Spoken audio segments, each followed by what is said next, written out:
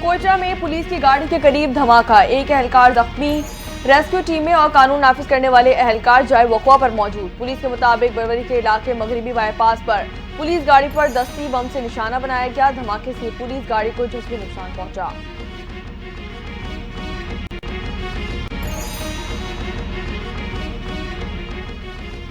سرزمین پاک سے دہشت گردوں کے خاتمے کا مشن، سیکورٹی فورسز کا بنوں میں انٹیلیجنس بیسڈ آپریشن، 3 خوارج ہلاک 2 زخمی۔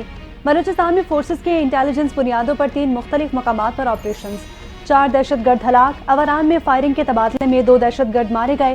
ہلاک خوارج سیکورٹی فورسز پر حملوں میں ملوث تھے، ISPR کا بیان۔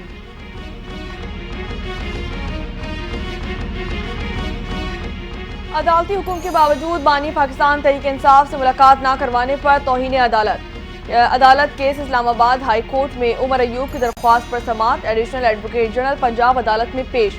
موقف اپنایا، عدالتی حکم کے حوالے سے پولیس کو نہیں آگاہ کیا گیا، سوچ بھی نہیں سکتے کہ عدالتی احکامات کی خلاف ورزی کریں۔ بچے کو معلوم تھا کہ عدالتی حکم کے بارے میں آپ کہہ رہی ہیں، آپ کو معلوم ہی نہیں، عدالت کا اظہار برہمی۔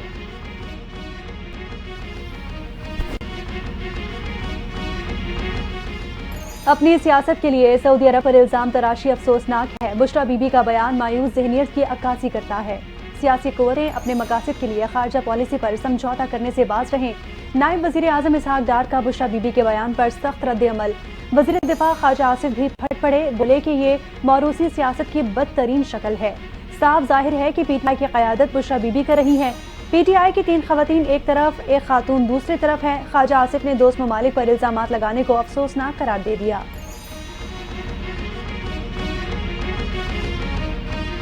سابق آرمی چیف قمر جاوید باجوہ نے بشریٰ بی بی کے بیان کو 100% جھوٹا قرار دے دیا۔ کہا بشریٰ بی بی غلط کہہ رہی ہیں، بانی پاکستان تحریک انصاف کے سعودی عرب سے واپسی پر کوئی فون کالز نہیں آئے۔ بشریٰ بی بی کے دورے پر ان کے لیے خانہ کعبہ اور روضہ رسول کا دروازہ بھی کھولا گیا، بے شمار تحائف پیش کیے گئے۔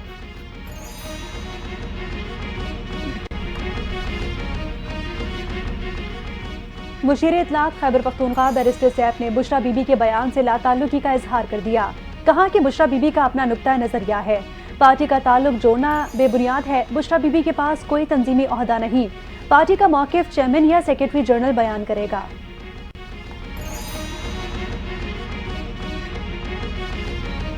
190 ملین پاؤنڈ ریفرنس میں بشریٰ بی بی کے ناقابل ضمانت وارنٹ گرفتاری جاری۔ بشریٰ بی بی کو گرفتار کر کے 26 نومبر کو پیش کیا جائے۔ احتساب عدالت کا نیب کا حکم، جج ناصر جاوید رانا نے مسلسل عدم حاضری پر وارنٹ گرفتاری جاری کر دیے۔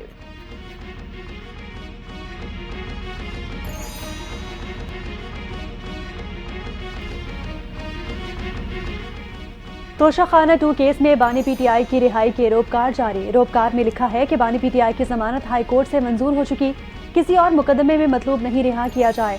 اسپیشل جج سینٹرل شاہ رخ ارجمند نے روپکار جاری کیے۔ توشہ خانہ 2 کیس تحریری حکم نامہ بھی جاری۔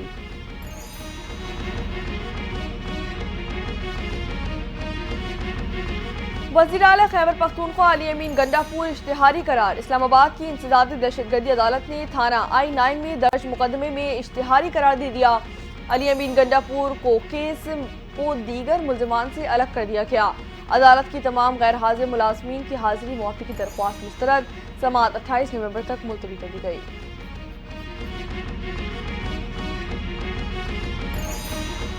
پیمرا کی جانب سے کورٹ رپورٹنگ پر پابندی کا عدم قرار، صحافیوں کو عدالتی رپورٹنگ کرنے کی اجازت مل گئی۔ سندھ ہائی کورٹ میں پیمرا کے فیصلے کے خلاف کورٹ رپورٹرز کی درخواست منظور۔ پیمرا نے چند ماہ قبل عدالتی رپورٹنگ پر پابندی عائد کی تھی۔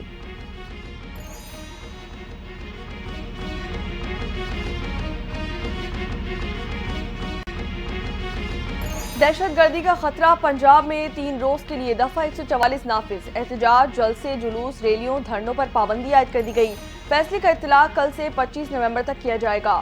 نوٹیفیکیشن کے مطابق عوامی جلوس دہشت گردی کے لیے سافٹ ٹارگٹ ہو سکتا ہے۔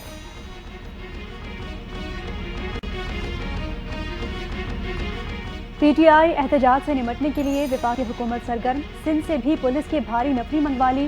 سندھ کے مختلف ٹریننگ سینٹر سے 1300 سے زائد جوان اسپیشل ٹریننگ کے ذریعے اسلام آباد کے لیے روانہ ہوں گے۔ پولیس کو intelligence, anti riots kits, 1000 long اور 1000 شارٹ شیل لانے کی بھی ہدایت کی گئی ہے۔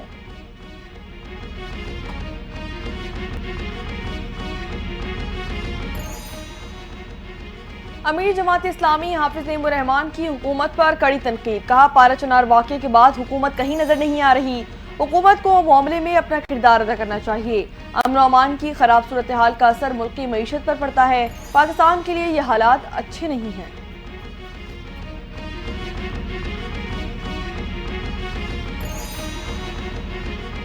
وزیر اعظم شہباز شریف کی زیر صدارت آئی ٹی شعبے کی اصلاحات پر اجلاس، آئی ٹی برآمدات کو 25 ارب ڈالر تک پہنچانے کے لیے لاہے عمل پیش۔ وزیر اعظم کا کہنا ہے کہ آئی ٹی شعبے کی اصلاحات پر عمل درآمد کی میں بذات خود نگرانی کروں گا، اصلاحات کا پیش کردہ لاہے عمل بہترین ہے، اس پر عمل درآمد یقینی بنائے۔ وزیر اعظم کا آئی ٹی برآمدات بڑھانے اور واضح اہداف کے لیے معینہ مدت کے تعین کا حکم، مختلف اداروں کے ساتھ تعاون کے فروغ کے لیے کمیٹی قائم کرنے کی ہدایت۔ غریب کی دادرسی کرنا پولیس کی ذمہ داری ہے، آپ عوام کی خدمات میں کامیاب ہو گئے تو سب چیزوں میں کامیاب ہیں۔ وزیر داخلہ محسن نقوی کا اسلام آباد میں پاسنگ آؤٹ پریڈ سے خطاب، پاس آؤٹ ہونے والوں کو مبارکباد پیش کی، کہا کہ اگر پولیس آفیسر عوام کے لیے کچھ نہیں کر رہے تو اس کا ہمیں کوئی فائدہ نہیں، پولیس اکیڈمی کو جدید خطوط پر استوار کیا جائے۔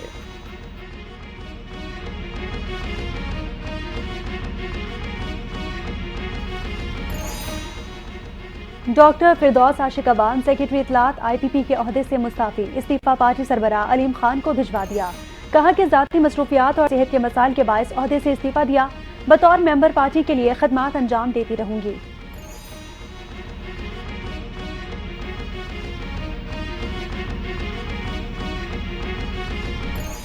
غیر ملکی کمپنیاں پاکستان میں تیار دفاعی سامان کو سرانے لگی، پاکستان میں تیار بم پروف گاڑیاں اب برآمدات ہوں گی، دفاعی نمائش ایریاز میں غیر ملکی کمپنیوں سے معاہدے طے پا گئے، نجی شعبے کے تحت مسلح افواج کی ضروریات کے عین مطابق بلٹ پروف اور بم پروف گاڑیاں عالمی معیار کے مطابق مقامی سطح پر تیار کی جا رہی ہیں۔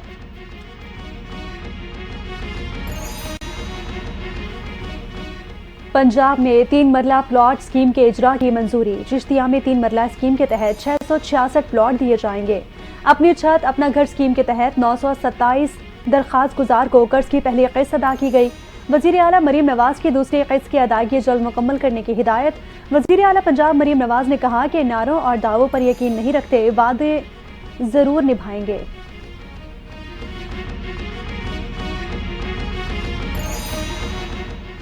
ماحولیاتی تحفظ کے اقدامات، برطانیہ کا پاکستان میں 108 ملین پاؤنڈ کے منصوبے شروع کرنے کا اعلان، ترجمان برطانوی سفارت خانے کے مطابق منصوبوں سے پاکستان کو فائدہ پہنچے گا، ماحولیاتی ٹیکنالوجیز اور نجی شعبے کی سرمایہ کاری کی حوصلہ افزائی ہوگی، موسمیاتی تبدیلیوں سے پیدا ہونے والے چیلنجز سے نمٹنے کے لیے سرمایہ کاری کر رہے ہیں۔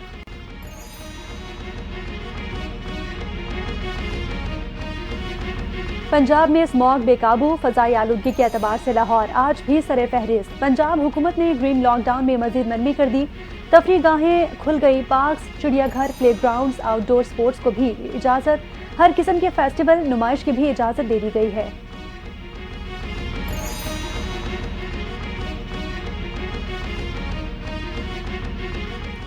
ملک میں مزید 2 بچے پولیو کا شکار، ضیاء خان کی تحصیل میں 3 سالہ بچے اور 18 ماہ کے بچے میں پولیو کی تصدیق، خیبر پختونخوا میں پولیو سے متاثر ہونے والے بچوں کی تعداد 13 ہو گئی، جبکہ ملک بھر میں مجموعی تعداد 52 تک جا پہنچی۔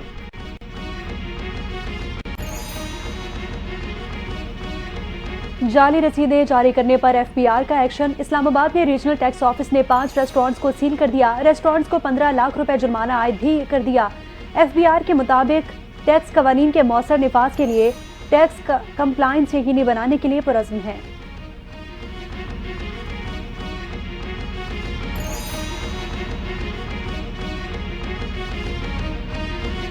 فیصل آباد کی 8 سالہ مغوی بچی کراچی سے بازیاب، پولیس نے ملزم کو گرفتار کر لیا، بحث کالونی میں باڑے پر چھاپا مار کر بچی کو بازیاب کروایا گیا، پولیس کے مطابق بچی کو فیصل آباد سے 17 نومبر کو اغوا کیا گیا تھا، مقدمہ شک دھمرہ تھانے میں درج کر لیا گیا۔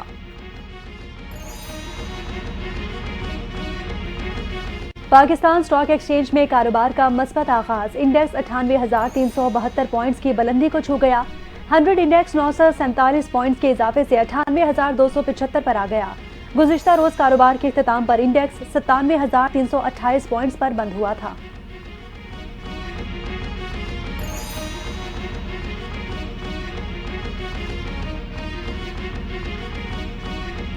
فلوریڈا کی سابق اٹارنی جنرل پیم بانڈی نئی اٹارنی جنرل نامزد ہو گئیں۔ نو منتخب امریکی صدر ڈونلڈ ٹرمپ نے نامزدگی کر دی۔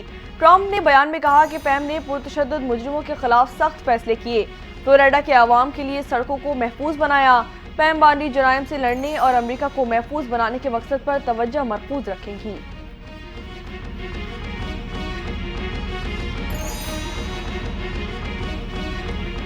اور سابق کرکٹر اور کپتان اظہر علی کی ذمہ داریوں میں اضافہ، پی سی بی نے یوتھ ڈیولپمنٹ کا سربراہ مقرر کر دیا۔